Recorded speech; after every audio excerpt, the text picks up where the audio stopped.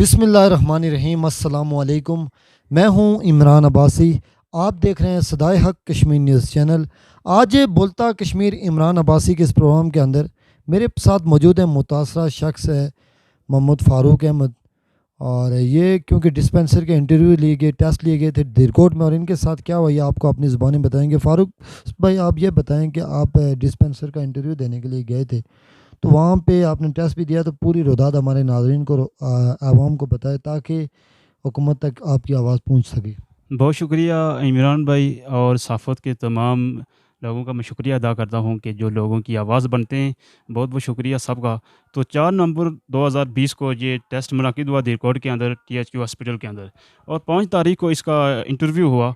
और इंटरव्यू के बाद ये फ़ैसला किया गया था कि जो भी कैंडिडेट्स इसको टॉप करेगा या मेरिट लिस्ट पे टॉप पे आएगा, उसी उम्मीदवार का सिलेक्शन कर दी जाएगी। लेकिन बदकिस्मती के साथ ये बात वहाँ पर पहले से चल रही थी, और जहाँ पर जितने भी उम्मीदवार आए, जितने भी कैंडिडेट शामिल हुए, उन्होंने मुझसे बात भी की। उन्होंने कहा कि यहाँ पर ऑलरेडी एक ऐसे बंदे की अपॉइंटमेंट करने वाले हैं जिसका मेरिट से कोई ताल्लुक नहीं होगा, वो एक नालायक आदमी है। और उसका जब मैंने उनसे कहा कि जब टेस्ट इंटरव्यू होगा, टेस्ट इंटरव्यू के अंदर सब बातें वाज़ा हो जाएंगी कि कौन उम्मीदवार सबसे ज़्यादा टॉपर है, किसकी क्या पोजीशन है। हम तो हमेशा टेस्ट और इंटरव्यू के ऊपर भरपूर किस्म का यकीन रखते हैं, क्योंकि हमने हमेशा क्वालिटी ऑफ एजुकेशन को इम्प्रूव करने की बात की है। और जब टेस्ट इंटरव्यू मुनक़िद हुआ, टेस्ट इंटरव्यू मुनक़िद करने के बाद जब वो सब प्रोसेस मुकम्मल हो गया और वहाँ से सब चले गए, और तो DHO ने उसके बाद यकीन दहानी करवाई थी कि मैं मेरिट के ऊपर फैसला करूंगा, जो भी कैंडिडेट्स इस टेस्ट इंटरव्यू को टॉप करेगा मैं उसी की सिलेक्शन करूंगा। लेकिन बदकिस्मती के साथ वक्त आने पर टेस्ट इंटरव्यू के बाद पूरे 1 माह के बाद खुफिया तौर पर एक ऐसे बंदे की अपॉइंटमेंट कर दी गई जिसका मेरिट से कोई तल्लुक नहीं है, जिसके लिए पहले से मेरे तमाम कैंडिडेट्स ने ये पेशन गोई की थी कि एक ऐसे उम्मीदवार को शामिल किया जा रहा है कि जिसका मेरिट से कोई तल्लुक नहीं है। उन्होंने उस लड़के का मुझसे मिलाया और मैंने उस लड़के को देखा, अपनी आंखों से देखा, और THQ हॉस्पिटल के बायस उसका मेडिकल स्टोर भी है।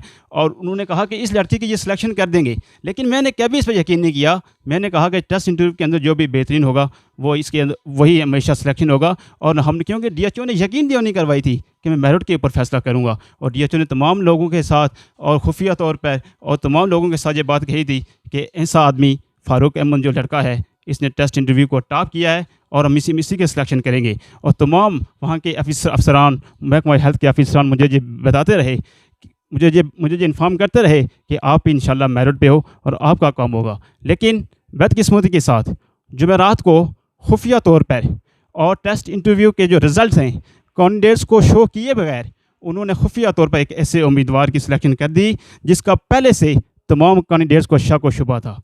और मुझे इसमें कोई शक व शुबा नहीं था, क्योंकि मैं यकीन रखता था कि टेस्ट इंटरव्यू के बाद जो टॉप करेगा वही उसी की सिलेक्शन कर दी जाएगी। बदकिस्मती से उन्होंने ये काम किया, और इसके अंदर THQ के MS भी शामिल हैं और वहाँ का जो स्टाफ है, क्योंकि उनके आपस में बहुत ही अच्छे तल्लुकात हैं। जिस लड़के की इन्होंने सिलेक्शन किया है, क्यों उसका वहाँ पर बाहर मेडिकल स्टोर भी है, और मेडिकल स्टोर वो करता है, वहाँ पर सब लोगों के साथ उसने एक अच्छी दुआ सलाम रखी हुई है। इस बेस पे उन्होंने उसका काम कर दिया है। और मैं ये कहता हूँ, मैं वज़ीर-ए-आज़म आज़ाद कश्मीर राजा फ़ारूक कैदर ख़ान साहब और minister of health doctor Najib Naqib sahab का भी दिल से शुक्रिया अदा करता हूँ कि उन्होंने इससे पहले एजुकेशन सिस्टम के अंदर एक ऐसा निज़ाम मुतारफ़ करवाया जिसको NTS के नाम से जाना जाता है, जिसके अंदर तमाम उम्मीदवार मेरिट पर आते रहे और उनकी सिलेक्शन होती रही। ये एक बहुत ही अच्छा इकदाम था। अच्छा, ये बताएं कि आपने जिस तरह बताया कि NTS के हवाले से दीगर जो आपने बात की, पहले आपने पूरी रुदात सुनाई कि जिस तरह से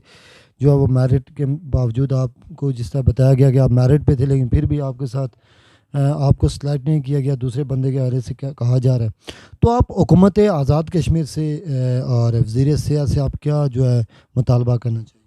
मैं आज़ाद कश्मीर के वज़ीर-ए-आज़म बिलख़ुसूस राजा फ़ारूक कैदर ख़ान और minister of health doctor Najib Naqib और तमाम महकमे के जो अफसरान हैं, DG हेल्थ आज़ाद कश्मीर, तमाम लोग जो तमाम हेल्थ डिपार्टमेंट के ज़िम्मेदारान हैं, वो इस बात को समझते हैं कि जिस तरह से आज़ाद हुकूमत ने NTS का निज़ाम नाफिज करके और लायक लोगों को एक इस पोजीशन पे लाया कि वो अपना हक दें, उनको उनका हक दिया।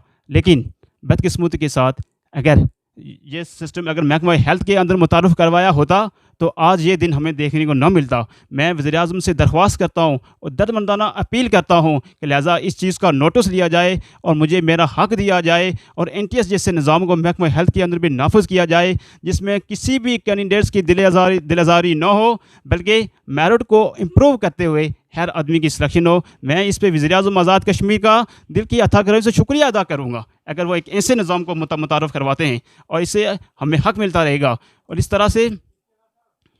इसी तरह से मुझे डिस्ट्रिक्ट हेल्थ की तरफ से और अफसरान की तरफ से मुझे ये बात तसल्ली में दी गई और मुझे ये कहा गया कि ये एक ऐसा कैंडिडेट्स है जिसने 14 नंबरों के साथ टॉप करते हुए अपने सेकंड कैंडिडेट्स को टॉप करते हुए, और ये टॉपर है, लेकिन बदकिस्मती के साथ जब उन्होंने इस रिज़ल्ट को शो किया तो रिज़ल्ट कुछ और निकला और खुफिया तौर पर उन्होंने उसी कैंडिडेट्स को लगा दिया कि जिसके लिए मेरे तमाम कैंडिडेट्स ने पेशन गोई की थी। ये एक बहुत ही गलत इकदाम हुआ है। अच्छा, अगर फ़र्ज़ किया आपने हमारे चैनल के ज़रिए हम आपकी आवाज़ को हुकूमत तक पहुँचा रहे हैं, अगर आपकी इस हवाले से नोटिस नहीं होता तो आप क्या अगला आपका क्या लाया अमल होगा अगर आपको इंसाफ नहीं मिलता है?